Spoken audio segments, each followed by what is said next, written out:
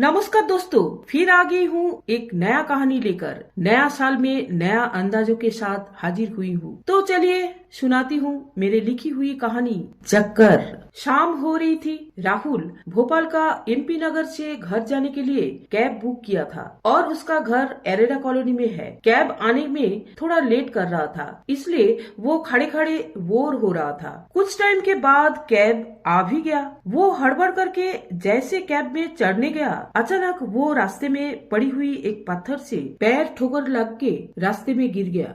इधर उधर से लोगों ने दौड़कर आया। एक आदमी पूछा, अब सही तो है, लगी तो नहीं? अरे अरे नहीं नहीं, ठीक हूँ। पता नहीं कैसे गिर गया। लोगों ने उसको उठाकर कैब में बैठा दिया।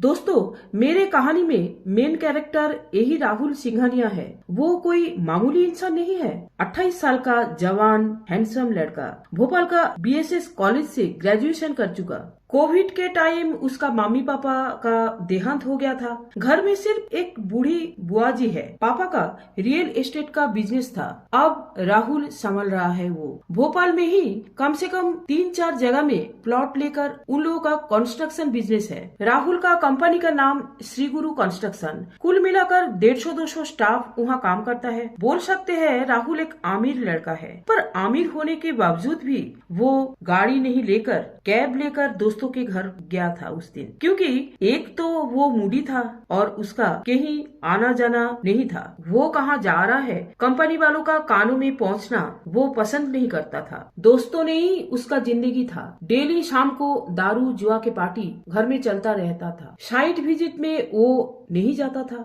ना तो डेली ऑफिस जाता था। स्टाफ और वर्कर लोग अपना पेट चलाने के लिए अपने हिसाब से कंपनी चला लेता था। बुआ जी बहुत बार रिक्वेस्ट करने के बावजूद भी वो अभी तक शादी नहीं किया। 2-4 गर्लफ्रेंड था, पर उसका मूडी नेचर के कारण सब भाग गई। दोस्तों, ये तो हमारा राहुल का जिंदगी है और अब सुना रही हूँ उसका आने वाला दिन कैसा रहा। घर पहुँचने के बाद डेली की तरह दोस्तों ने शाम के अड्डे में पहुँच गया। फिर उन लोग राहुल का गिर जाने की खबर सबको फोन में चारों तरफ बोल दिया था।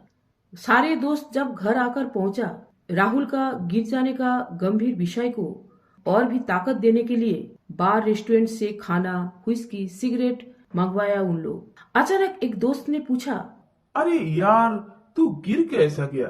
हाँ, जरूर तुझे चक्कर आ गया था, पर तुझे वो समझ में नहीं आया। क्यों यार? देख, इसको कोई सामान्य घटना सोचकर छोड़ मत देना। हो सकते है तुझे अटैक आ रहा था। दूसरे ने कहा, हाँ हाँ, मुझे भी ऐसे ही लग रहा है। अचानक चक्कर क्यों आ गया? हाँ, अच्छा खासा हट्टा खट्टा इंसान चक्कर क्यों आ गया? इसको डॉक्टर दिखाना चाहिए। पर अभी तो साले डॉक्टरों का सोने का टाइम हो गया। उन लोग 8 बजे तो खाना खाकर सो जाते हैं। हमारा जैसा है क्या? तीसरे वाला बोला, तू टेंशन मत कर यार, कल सुबह सुबह तुझे भोपाल का सबसे बड़ा डॉक्टर के पास ले जाऊंगा। मेरे मामा जी का बहुत डॉक्टर के साथ जान पहचान है, हम है ना, तू काय का टेंशन कर रहा है? फिर एक दोस्त चिल्लाकर बोला, अरे चखना ले आओ रे, हमारा दारू पार्टी शुरू होने वाला है। ए राहुल का गिर जाने का गम में पहला पेग इनसे ही शुरू होगा और हम लोग चीयर्स बोलेंगे। क्यों? सुबह उठकर राहुल को थोड़ा सा अजीब लगा, क्योंकि जिंदगी में अपना इलाज के लिए पहली बार डॉक्टर के पास वो जा रहा है। ऑफिस में एक खबर किसी का कानों कान नहीं पहुंची, इसलिए वो फिर से कैब बुक किया, क्योंकि कोई उसको बीमार बोले उसको पसंद नहीं था। गले में स्टेथोस्कोप लगाकर मोटे चश्मा से डॉक्टर श्रीवास्तव ने पेशेंट को बैठने के लिए बोला। राहुल का प्रेशर नापा। घबराहट के बजाय पल्स थोड़ा तेजी में चल रहा था। डॉक्टर ने बोला, पल्स तो बहुत तेज चल रहा है, ये तो सही नहीं है। बताइए तकलीफ क्या हो रहा है? राहुल का दोस्त ने राहुल का गिर जाने का घटना बताया। सुनकर डॉक्टर बोला, ये तो बहुत ही डेंजरस घटना है। आप तो बाल बाल बच गया। उस दिन कुछ भी हो सकता था। डॉक्टर साहब, क्या हो सकता था? इसके सिवा और भी कुछ हो सकता था। Neurological problem. सुनकर राहुल को डर के मारे गला सूखने लगा। डॉक्टर फिर से बोला, अरे घबराने वाली बात ही नहीं है, पहले हम जज करेंगे। साइड में हमारा पैथोलॉजी सेंटर है, कल सुबह खाली पेट में रहना, हमारा आदमी जाकर ब्लड यूरिन का सैंपल लेकर आएगा। काउंटर में पहले पैसे जमा कर दीजिए। डॉक्टर साहब, मुझे क्या हुआ? पहले ये तो बताइए मेरी बीमारी क्या है? वो तो मैं आपको टेस्ट करने के बाद ही बताऊंगा।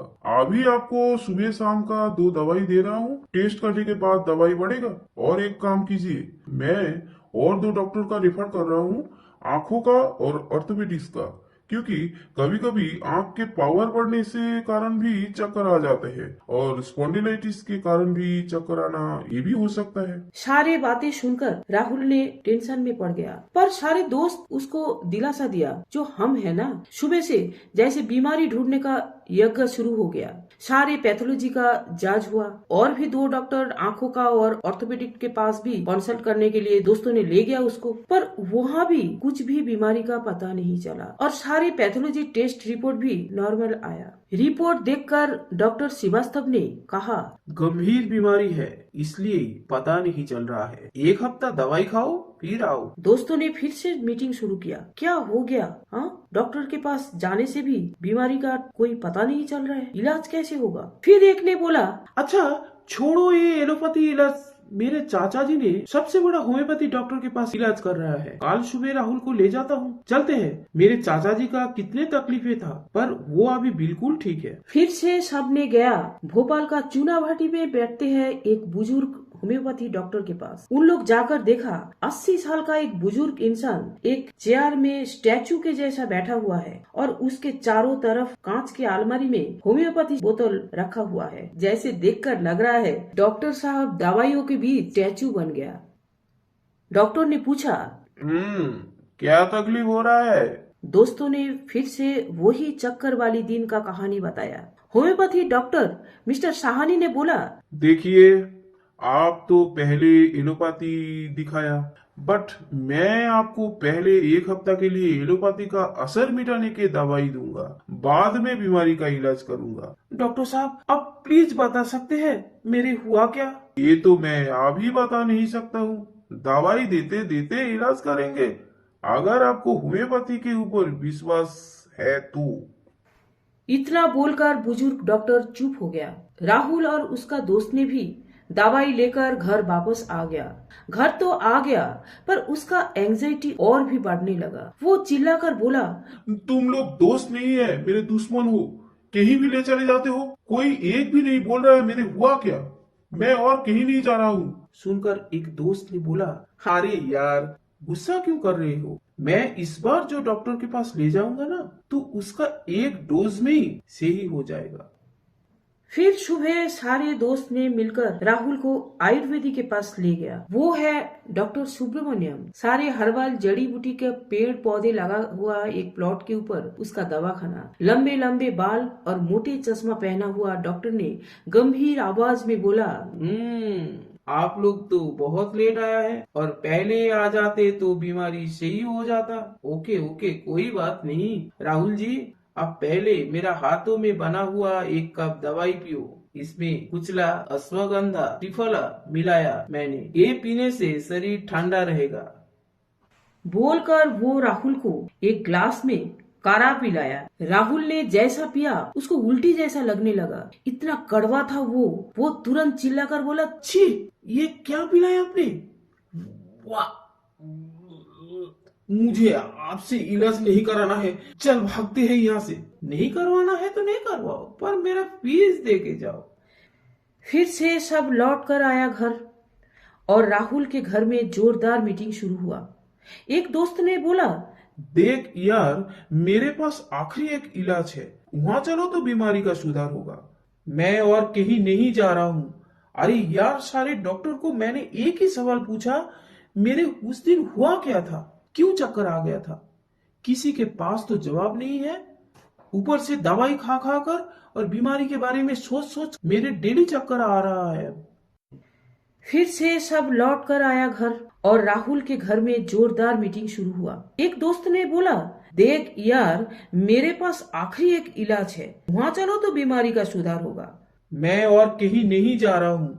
अरे यार, सारे डॉक्टर को मैंने एक ही सवाल पूछा, मेरे उस दिन हुआ क्या था, क्यों चक्कर आ गया था। किसी के पास तो जवाब नहीं है। ऊपर से दवाई खा खा कर और बीमारी के बारे में सोच सोच कर मेरे डेली चक्कर आ रहा है। गली के अंदर मजार है और वहां छोटा सा एक छपड़ा में पीर बाबा और उसका असिस्टेंट लोग बैठा हुआ था। छपड़े के अंदर घुस जाने के बाद राहुल और उसका दोस्त ने खांसना शुरू किया। धुआं उड़ रहा था, उसके साथ जला हुआ राख। वो जगह इतना अंधेरा था, कुछ दिखाई नहीं जा रहा था।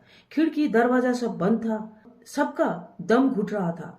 पीर बाबा राहुल के सिर में बहुत तेज महक वाला एक तेल लगाकर चामर लेकर पूरा बदन पे सहला रहा था। राहुल को अजीब सा महसूस लगा और तेल का महक से उल्टी आने लगा। वो चिल्लाकर सारे दोस्त को बोला, अरे यार, मुझे यहाँ से बाहर ले चलो, मुझे इलाज का कोई जरूरत नहीं, और 2 मिनट रहूं तो मर जाऊंगा, कोई इलाज मुझे नहीं चाहिए।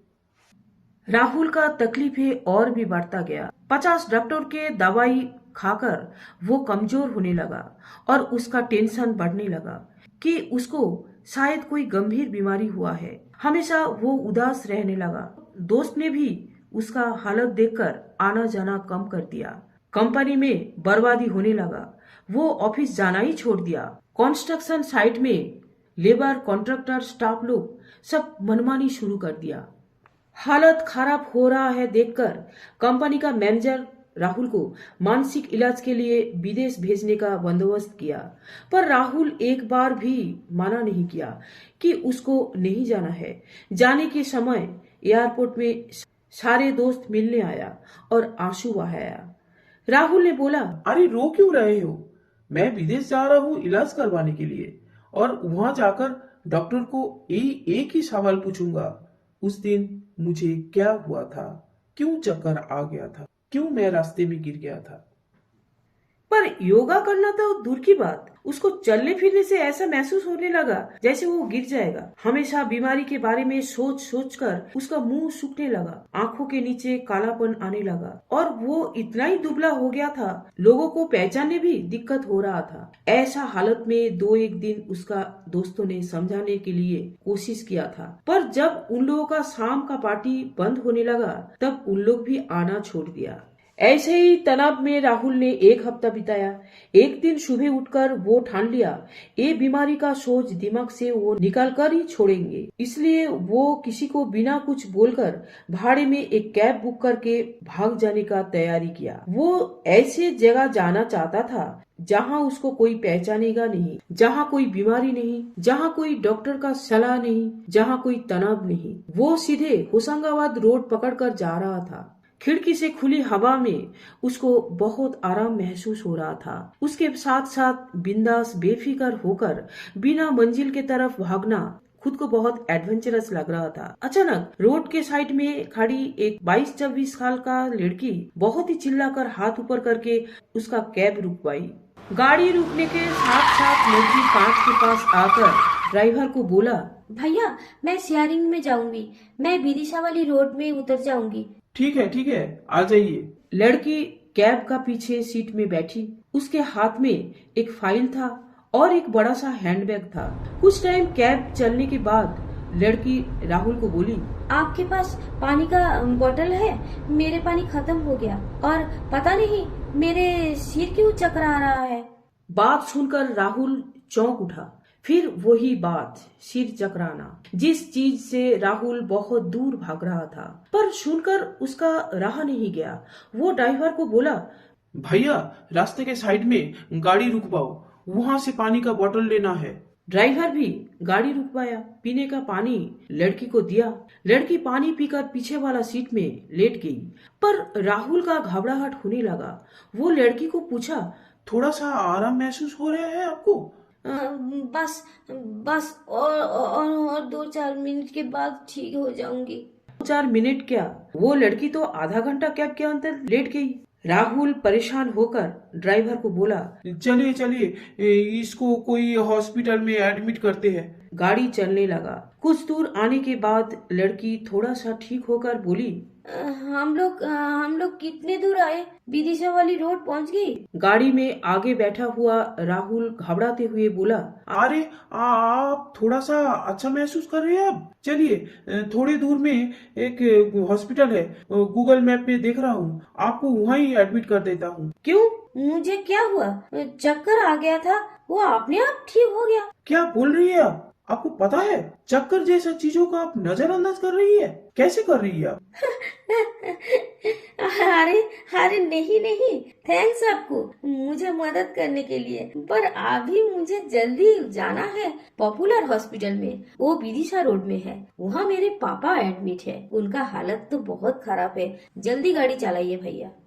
ड्राइवर कैब भगाकर हॉस्पिटल पहुंचा। लड़की उतर जाने के समय ड्राइवर को पैसे देकर बहुत सूखा मुंह में राहुल को थैंक्स बोली। उस टाइम राहुल को लगा इस अकेली लड़की को हेल्प करना चाहिए, इसलिए वो कैब से उतरकर लड़की को बोला, चलिए मैं भी आपका पापा को देख कर आता हूँ। अरे नहीं, आप अपना काम छोड़कर क्यों मेरे साथ हॉस्पिटल जाएंगे? अभी मेरे कोई इम्पोर्टेंट काम नहीं है। हॉस्पिटल जाकर राहुल देखा बाहर लड़की का मम्मी भाई बहन सब बैठकर रो रहे हैं और उन लोग जैसे बहुत टाइम लड़की का राह देख रहे थे।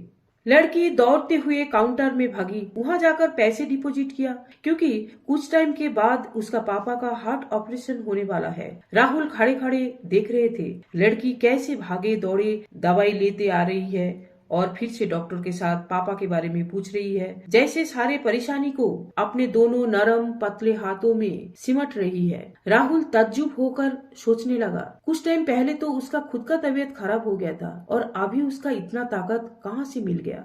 इसी बात पूछने के लिए वो आगे बढ़ा तो लड़की राहुल को देखकर बोली, चलिए बाहर जाकर चाय पीते हैं। चाय की दुकान में बैठकर राहुल ने पूछा, अच्छा आपका अभी चक्कर तो नहीं आ रहा है? चक्कर? हाँ थोड़ा तो है, पर वो ठीक हो जाएगा। पहले पापा का तो ऑपरेशन सही सलामत हो जाने दीजिए। नहीं, आपका भी तो तबीयत खराब है ना, आपका क्या ऐसे चक्कर कभी कभी आता है? हाँ तो क्या हुआ, सबका आता है। ज्यादा टेंशन एंजाइटी काम के प्रेशर के कारण हो जाता है। क्यों पूछ रहे हैं आप? तब राहुल अपना जिंदगी का वही चक्कर वाली दर्दनाक कहानी बताया। लड़की ने बोली, आप काम क्या करते हैं और घर में कौन कौन है? मेरे तो एक कंस्ट्रक्शन कंपनी है और मेरे घर में सिर्फ एक बुआ जी रहते हैं और कोई नहीं। ही इसलिए मेरे हालत देख रहे हैं। मेरे नाम पूजा है और मैं घर में एक लौती कमाने वाली ही। खुद के बारे में सोचने का टाइम ही नहीं है मेरे पास। मैं एमपी नगर में एक कंसल्टेंट फर्म में नौकरी करती हूँ। बड़ी मुश्किल से लोन लेकर पापा का ऑपरेशन करा रही हूँ। सुनिए, बुरा मत मानिए, आपका इलाज है मन लगाकर काम करना और फैमिली का रिस्पॉन्सिबिलिटी लेना। पूजा का बातों में राहुल को आराम मिला। इतने दिनों का उलझन, बीमारी का टेंशन और पैनिक एंजाइटी से उसको राहत मिला। दोनों कुछ टाइम चुपचाप बैठा रहा। अचानक राहुल ने कहा, मेरे तो कोई फैमिली ही नहीं। कैन यू इंटरेस्टेड मी? ये मेरा कार्ड है, आप रख लीजिए और बुरा ना मानिए तो आपका फोन नंबर दे दीजिए प्लीज। पूजा मुस्कुराते हुए अपना नंबर दिया। उस दिन के बाद राहुल बीमारी का दुनिया छोड़कर अपना प्रेमिका पूजा को धर्मपत्नी बनाया और खुशहाल जिंदगी का शुरुआत किया। तो दोस्तों, कैसे लगा मेरा कहानी अच्छा लगा तो लाइक शेयर सब्सक्राइब के साथ साथ बेल नोटिफिकेशन दबाना मत भूलिएगा। चलती हूँ दोस्तों, फिर मिलेंगे, तब तक मेरा इंतजार कीजिए।